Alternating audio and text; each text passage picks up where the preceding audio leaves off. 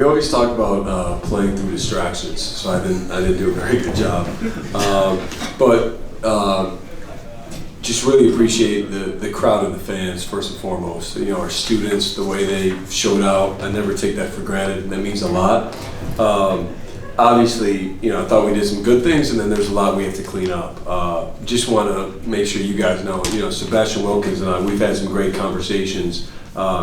We're planning on redshirting him, okay? And we really believe in his development, and big believer in, you know, obviously there's value to some game experience, like he would have gotten some game experience tonight, but to save that eligibility, it's the right thing for him, and it's the right thing for our program where he can focus on his body, his game, just everything where he can be ready to go for us. So that's just, I want to make sure you guys are aware of that. And again, as far as our team goes, I thought tonight our depth really showed. You know, the minutes, you know, I didn't know how it would go tonight exactly. I think night to night it can be just different. We had the foul trouble in the first half. And I thought collectively we just did a really good job. Our defense only giving up, you know, 6 points in the first 11 minutes. I thought at the end of the first half it let up a little bit. But overall, we're growing, we're building. I'm proud of this team, and we got to continue to embrace where we are, understand what we have to do better. A lot of it's really simple things, to be honest, and then get back to work. So open up for any questions. Caden's first collegiate three was assisted by his brother and his dad sitting underneath the basket. Are there times where you have to remind yourself just how special this dynamic is? Yeah, I mean, look, coaching brothers or coaching twins, that may never happen again. that's a unique thing. I played with brothers and Miles and Mason. You know, I coached all the Plumleys. That was a cool thing, but they definitely weren't twins. And so again, I think they have a special connection. I think that play is an example of it. And I just love the fact they both are incredibly impactful, but they're also on their own journey of becoming really good players and really helping us. And both of them did a great job tonight.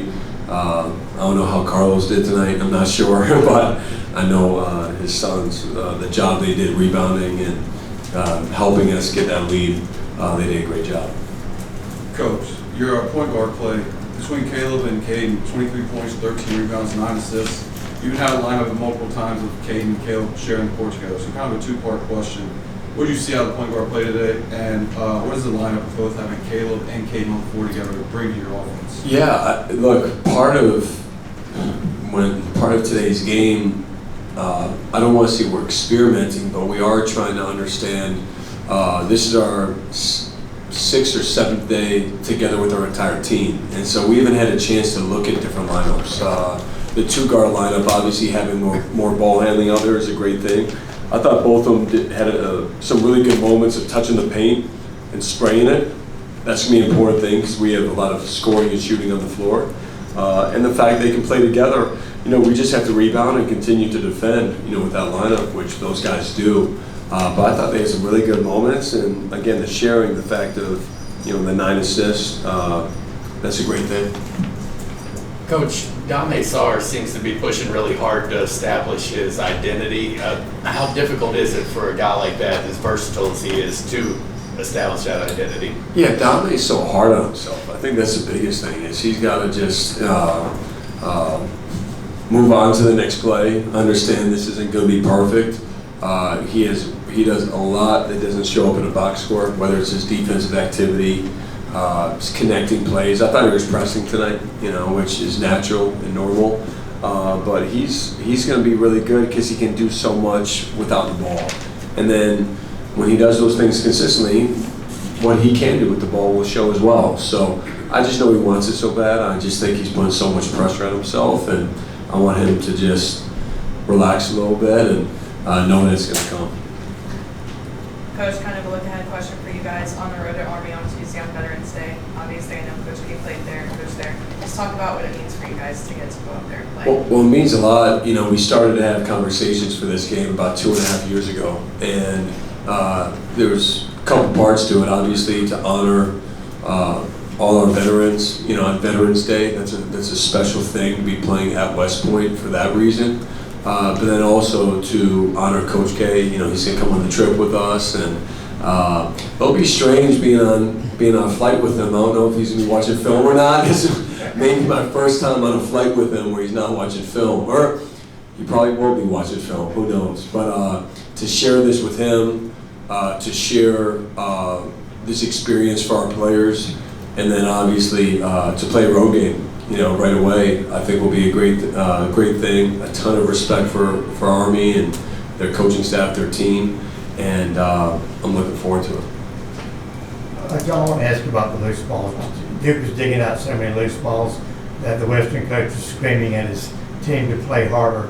You just talked about the coach, but you just talked about Duke's ability to hit the floor and come away with those loose balls. Yeah, well, I thought we did a good job, but give them credit because they had a bunch of offensive rebounds, and that's 2 games in a row. I'm not happy with our defensive rebounding. That's something we have to clean up. I don't think we'd have to get as many loose balls if we defensive rebounded right away. Now, I thought there were some great moments of diving on the floor. Guys, we have first to the floor mentality. That one sequence in the first half, we had like 3 guys dive. That's happened 2 games in a row. I love that. Just want us to hit first and rebound as well. Coach, can you talk about Malik Brown, just the ability for him to kind of battle injuries a year ago, go through the off-season knee surgery, and then come in, 10 points today in 17 minutes, but just him allowing him to come in, he's, getting back to full health. Just what does that mean just for this ball club guarding 1 through 5? Well, it means a lot, and Malik is not even close to where he will be or who he is as a player yet. His shape, we're still working through, and I just think it says a lot about who he is, that he can practice for a week and a half, come out here, he's 4 for 4, hits a 3, and he should have shot 2 more. I'm pissed at him. We want him to shoot those. He's such an unselfish player, such a connector.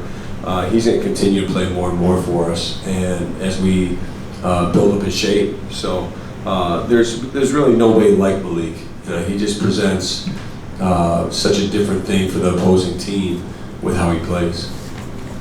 John, I think half your shots were from 3 tonight. In the first half, you had a size advantage, and more than half were from 3. And you just talked about wanting Malik maybe to take some shots there. Like, what is the sweet spot with this group where you're trying to figure out like that balance of taking the outside shot versus forcing it into the paper? You may have an advantage. Yeah, you should have been in our huddles because I wish you could have reiterated that as well. I thought we settled so much.